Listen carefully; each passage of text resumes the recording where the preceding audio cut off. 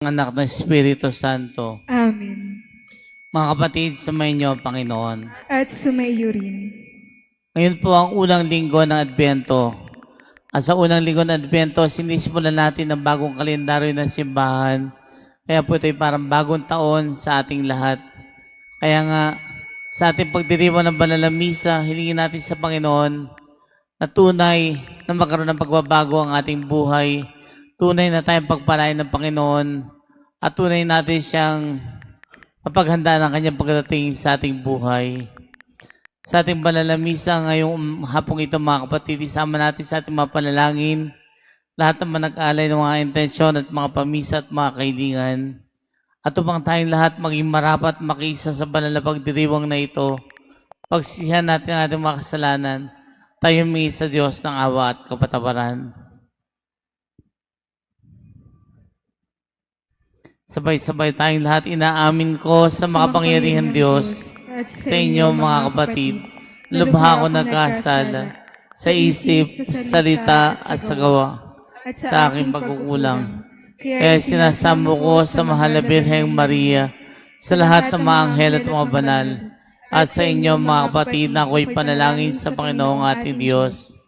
Kawan tayong lahat ng makapangyarihang Diyos, patawarin tayo sa ating mga kasalanan, patubayan patungo sa buhay na walang hanggan. Amen.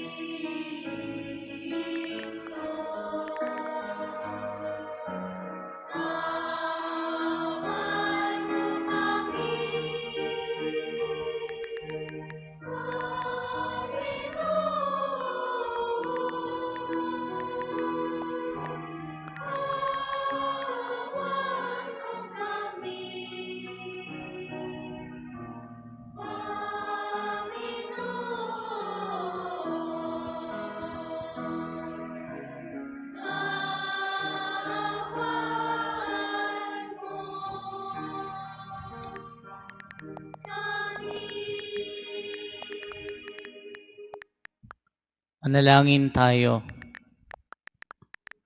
Ama naming makapangyarihan, bigyan mo kami ng paninindigang tumahak sa landas ng kabutihan. Sa pagdating ni Kristo, makasalubong naman kaming may mabubuting mga gawa. Upang kapiling niya sa gawing kanan, kami makapisan sa iyong pinaghaharian.